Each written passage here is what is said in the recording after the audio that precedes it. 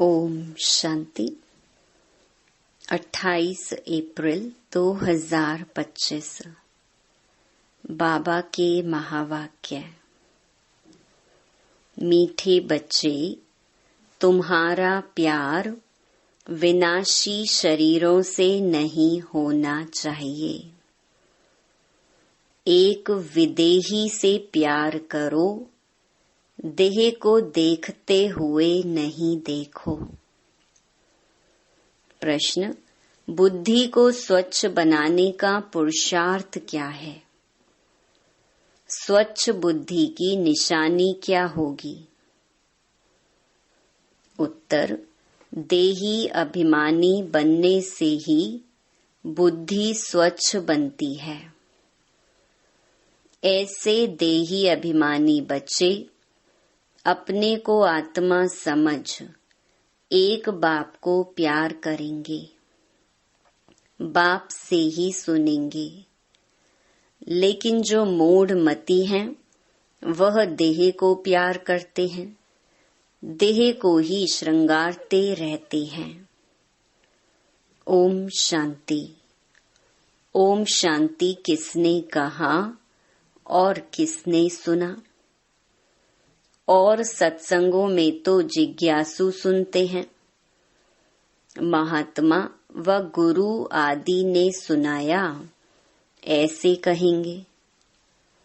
यहाँ परमात्मा ने सुनाया और आत्मा ने सुना, नई बात है ना। देही अभिमानी होना पड़े। कई यहाँ भी देही अभिमानी हो बैठते हैं। तुम बच्चों को देही अभिमानी हो बैठना चाहिए। मैं आत्मा इस शरीर में विराजमान हूँ। शिव बाबा हमको समझाते हैं, यह बुद्धि में अच्छी तरह याद रहना चाहिए। मुझ आत्मा का कनेक्शन है परमात्मा के साथ। परमात्मा आकर इस शरीर द्वारा सुनाते हैं। यह दलाल हो गया, तुमको समझाने वाला वह है। इनको भी वर्षा वह देते हैं, तो बुद्धि उस तरफ जानी चाहिए। समझो बाप के 5-7 बच्चे हैं, उन्हों का बुद्धि योग बाप तरफ रहेगा ना, क्योंकि बाप से वर्षा मिलना है। भाई से वर्षा नहीं मिलता, वर्षा हमेशा बाप से मिलता है। आत्मा को आत्मा से वर्षा नहीं मिलता। तुम जानते हो, आत्मा के रूप में हम सब भाई भाई हैं। हम सब आत्माओं का कनेक्शन एक परम पिता परमात्मा के साथ है। वह कहते हैं, मामेकम याद करो, मुझ एक के साथ ही प्रीत रखो। रचना के साथ मत रखो, देही अभिमानी बनो। मेरे सिवाय और कोई देहधारी को याद करते हो तो इसको कहा जाता है देह अभिमान। भल यह देहधारी तुम्हारे सामने है, परंतु तुम इनको नहीं देखो। बुद्धि में याद उनकी रहनी चाहिए। वह तो सिर्फ कहने मात्र भाई भाई कह देते हैं। अभी तुम जानते हो, हम आत्मा हैं, परम पिता परमात्मा की संतान हैं। वर्षा परमात्मा बाप से मिलता है। वह बाप कहते हैं, तुम्हारा लव मुझ एक के साथ होना चाहिए। मैं ही खुद आकर तुम आत्माओं की अपने साथ सगाई कराता हूँ। देहधारी से सगाई नहीं है। और जो भी संबंध हैं, वह देह के यहाँ के संबंध हैं। इस समय तुमको देही अभिमानी बनना है। हम आत्मा बाप से सुनते हैं, बुद्धि बाप तरफ जानी चाहिए। बाप इनके बाजू में बैठ हमको नॉलेज देते हैं। उसने शरीर का लोन लिया हुआ है।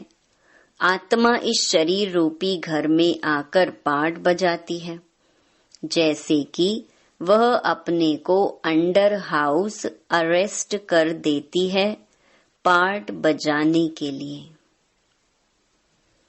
है तो फ्री, परंतु इसमें प्रवेश कर अपने को इस घर में बंद कर पार्ट बजाती है। आत्मा ही एक शरीर छोड़ दूसरा लेती है, पार्ट बजाती है। इस समय जो जितना देही अभिमानी रहेंगे वह ऊंच पद पाएंगे। बाबा के शरीर में भी तुम्हारा प्यार नहीं होना चाहिए, रिंचक मात्र भी नहीं। यह शरीर तो कोई काम का नहीं है। मैं इस शरीर में प्रवेश करता हूँ सिर्फ तुमको समझाने के लिए। यह है रावण का राज्य, पराया देश। रावण को जलाते हैं परंतु समझते नहीं हैं। चित्र आदि जो भी बनाते हैं उनको जानते नहीं हैं, बिल्कुल ही मूढ़मती हैं। रावण राज्य में सब मूढ़मती हो जाते हैं। देह अभिमान है ना, तुच्छ बुद्धि बन गए हैं। बाप कहते हैं मूढ़मती जो होंगे वह देह को याद करते रहेंगे, देह से प्यार रखेंगे। स्वच्छ बुद्धि जो होंगे वह तो अपने को आत्मा समझ परमात्मा को याद कर परमात्मा से सुनते रहेंगे। इसमें ही मेहनत है। यह तो बाप का रथ है। बहुतों का इनसे प्यार हो जाता है, जैसे हुसैन का घोड़ा। उनको कितना सजाते हैं। अब महिमा तो हुसैन की है ना, घोड़े की तो नहीं। जरूर मनुष्य के तन में हुसैन की आत्मा आई होगी ना। वह इन बातों को नहीं समझते। अभी इसको कहा जाता है राजस्व अश्वमेध अविनाशी रुद्र ज्ञान यज्ञ। अश्व नाम सुनकर उन्होंने फिर घोड़ा समझ लिया है, उनको स्वाहा करते हैं। ये सब कहानियां हैं भक्ति मार्ग की। अभी तुमको हसीन बनाने वाला मुसाफिर तो यह है ना। अभी तुम जानते हो हम पहले गोरे थे, फिर सांवरे बने हैं। जो भी आत्माएं पहले पहले आती हैं तो पहले सतो प्रधान है, फिर सतो रजो तमो में आती हैं। बाप आकर सबको हसीन सुंदर बना देते हैं। जो भी धर्म स्थापन अर्थ आते हैं वह सब हसीन आत्माएं होती हैं। बाद में काम चिता पर बैठ काली हो जाती हैं। पहले सुंदर फिर श्याम बनती हैं। यह नंबर 1 में पहले पहले आते हैं तो सबसे जास्ती सुंदर बनते हैं। इन लक्ष्मी नारायण जैसा नेचुरल सुंदर तो कोई हो न सके। यह ज्ञान की बात है। भल क्रिश्चियन लोग भारतवासियों से सुंदर गोरे हैं, क्योंकि उस तरफ के रहने वाले हैं, परंतु सतयुग में तो नेचुरल ब्यूटी है। आत्मा और शरीर दोनों सुंदर हैं। इस समय सब पतित सांवरे हैं। फिर बाप आकर सबको सुंदर बनाते हैं। पहले सतो प्रधान पवित्र होते हैं, फिर उतरते उतरते काम चिता पर बैठ काले हो जाते हैं। अब बाप आया है सभी आत्माओं को पवित्र बनाने। बाप को याद करने से ही तुम पावन बन जाएंगे। तो याद करना है एक को। देहधारी से प्रीत नहीं रखनी है। बुद्धि में यह रहे कि हम एक बाप के हैं, वही सब कुछ है। इन आँखों से देखने वाले जो भी हैं वह सब विनाश हो जाएंगे, यह आँखें भी खत्म हो जाएंगी। परमपिता परमात्मा को तो त्रिनेत्री कहा जाता है। उनको ज्ञान का तीसरा नेत्र है। त्रिनेत्री, त्रिकालदर्शी, त्रिलोकीनाथ, यह टाइटल उनको मिले हैं। अभी तुमको तीनों लोकों का ज्ञान है, फिर यह गुम हो जाता है। जिसमें ज्ञान है वही आकर देते हैं। तुमको बाप 84 जन्मों का ज्ञान सुनाते हैं। बाप कहते हैं अपने को आत्मा समझो। मैं इस शरीर में प्रवेश कर आया हूँ तुमको पावन बनाने। मुझे याद करने से ही पावन बनेंगे, और कोई को याद किया तो सतो प्रधान बन नहीं सकेंगे। पाप कटेंगे नहीं तो कहेंगे विनाश काले विपरीत बुद्धि विनश्यन्ति। मनुष्य तो बहुत अंधश्रद्धा में है, देहधारियों में ही मोह रखते हैं। अब तुमको देही अभिमानी बनना है। एक में ही मोह रखना है, दूसरे कोई में मोह है तो गोया बाप से विपरीत बुद्धि है। बाप कितना समझाते हैं, मुझ बाप को ही याद करो, इसमें ही मेहनत है। तुम कहते भी हो हम पतितों को आकर पावन बनाओ, बाप ही पावन बनाते हैं। तुम बच्चों को 84 जन्मों की हिस्ट्री ज्योग्राफी बाप ही समझाते हैं, वह तो सहज है ना। बाकी याद की ही डिफिकल्ट ते डिफिकल्ट सब्जेक्ट है। बाप के साथ योग रखने में कोई भी होशियार नहीं है। जो बच्चे याद में होशियार नहीं, वह जैसे पंडित हैं। ज्ञान में भल कितने भी होशियार हों, याद में नहीं रहते तो वह पंडित हैं। बाबा पंडित की एक कहानी सुनाते हैं ना, जिसको सुनाया वह तो परमात्मा को याद कर पार हो गया।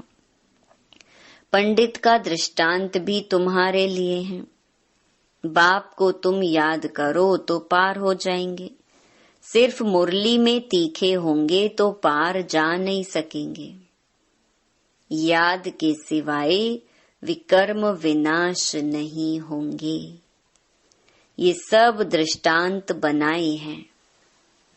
बाप बैठ यथार्थ रीति समझाते हैं।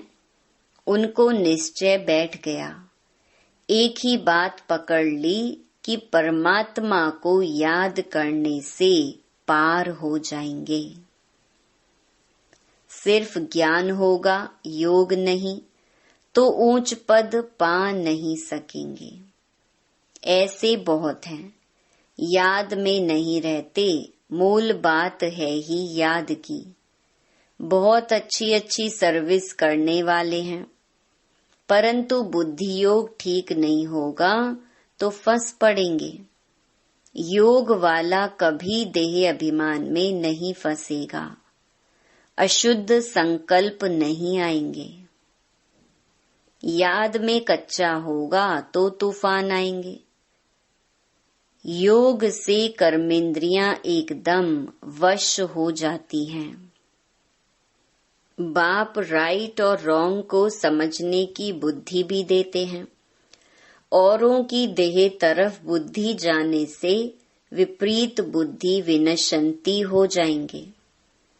ज्ञान अलग है, योग अलग है। योग से हेल्थ, ज्ञान से वेल्थ मिलती है। योग से शरीर की आयु बढ़ती है। आत्मा तो बड़ी छोटी होती नहीं।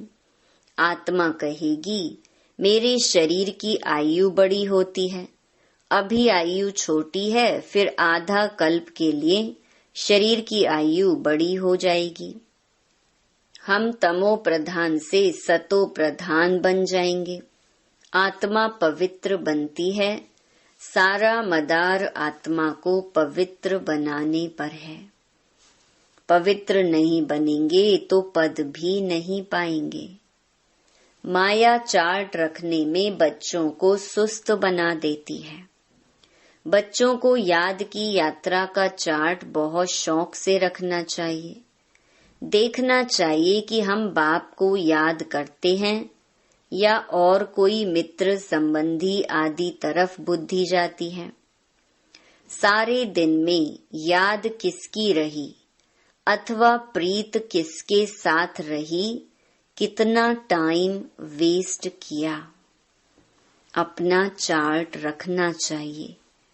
परंतु कोई में ताकत नहीं है जो चार्ट रेगुलर रख सके। कोई विरला रख सकते हैं। माया पूरा चार्ट रखने नहीं देती है, एकदम सुस्त बना देती है, चुस्ती निकल जाती है। बाप कहते हैं माँ में कम याद करो। मैं तो सभी आशिकों का माशूक हूँ।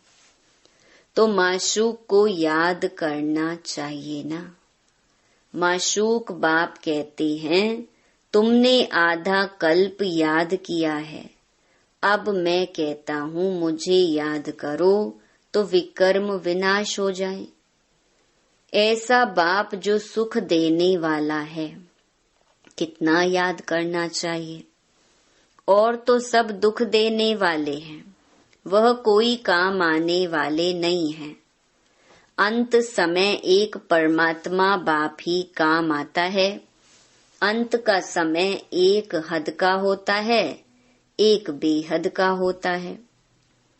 बाप समझाते हैं अच्छी रीति याद करते रहेंगे तो अकाले मृत्यु नहीं होगी। तुमको अमर बना देते हैं। पहले तो बाप के साथ प्रीत बुद्धि चाहिए। कोई के भी शरीर के साथ प्रीत होगी तो गिर पड़ेंगे, फेल हो जाएंगे, चंद्रवंशी में चले जाएंगे।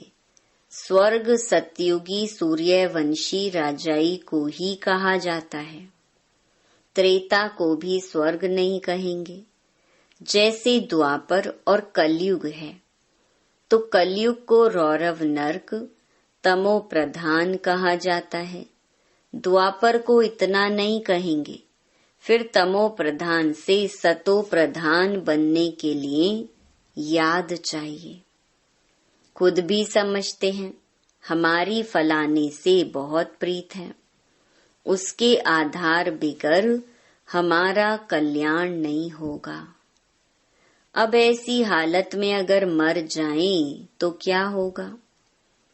विनाश काले विपरीत बुद्धि विनश्यन्ति, धूल छाई पद पालेंगे। आजकल दुनिया में फैशन की भी बड़ी मुसीबत है। अपने पर आशिक करने के लिए शरीर को कितना टिप टॉप करते हैं। अब बाप कहते हैं बच्चे किसके भी नाम रूप में मत फंसो। लक्ष्मी नारायण की ड्रेस देखो कैसी रॉयल है। वह है ही शिवालय, इसको कहा जाता है वैशाल्य। इन देवताओं के आगे जाकर कहते हैं हम वैशाल्य के रहने वाले हैं। आजकल तो फैशन की ऐसी मुसीबत है, सबकी नजर चली जाती है, फिर पकड़कर भगा ले जाते हैं। सतयुग में तो कायदे सिर चलन होती है, वहां तो नेचुरल ब्यूटी है ना, अंधश्रद्धा की बात नहीं। यहाँ तो देखने से दिल लग जाती तो फिर और धर्म वालों से भी शादी कर लेते हैं। अभी तुम्हारी है ईश्वरीय बुद्धि। पत्थर बुद्धि से पारस बुद्धि बाप के सिवाय कोई बना न सके। वह है ही रावण संप्रदाय। तुम अभी राम संप्रदाय बने हो। पांडव और कौरव एक ही संप्रदाय के थे। बाकी यादव हैं यूरोपवासी। गीता से कोई भी नहीं समझते कि यादव यूरोपवासी हैं। वह तो यादव संप्रदाय भी यहाँ कह देते हैं। बाप बैठ समझाते हैं, यादव हैं यूरोपवासी जिन्होंने अपने विनाश के लिए यह मोसल आदि बनाए हैं। पांडवों की विजय होती है, वह जाकर स्वर्ग के मालिक बनेंगे। परमात्मा ही आकर स्वर्ग की स्थापना करते हैं। शास्त्रों में तो दिखाया है, पांडव गल मरे फिर क्या हुआ? कुछ भी समझ नहीं। पत्थर बुद्धि है ना। ड्रामा के राज को जरा भी कोई जानते ही नहीं। बाबा के पास बच्चे आते हैं, कहता हूँ भल जेवर आदि पहनो। कहते हैं बाबा यहाँ जेवर शोभते कहाँ हैं?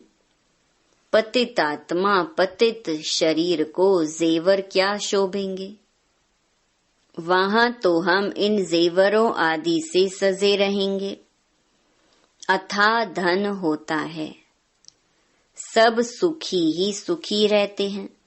भल वहां फील होता है यह राजा है, हम प्रजा हैं, परंतु दुख की बात नहीं।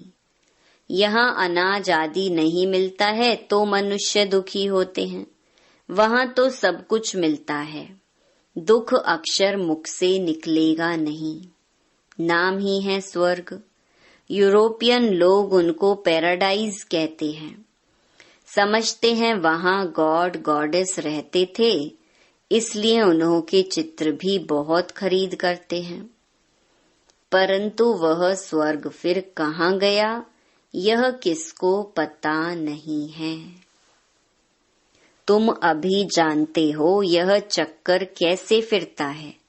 नई सो पुरानी, पुरानी सो फिर नई दुनिया बनती है। देही अभिमानी बनने में बड़ी मेहनत है।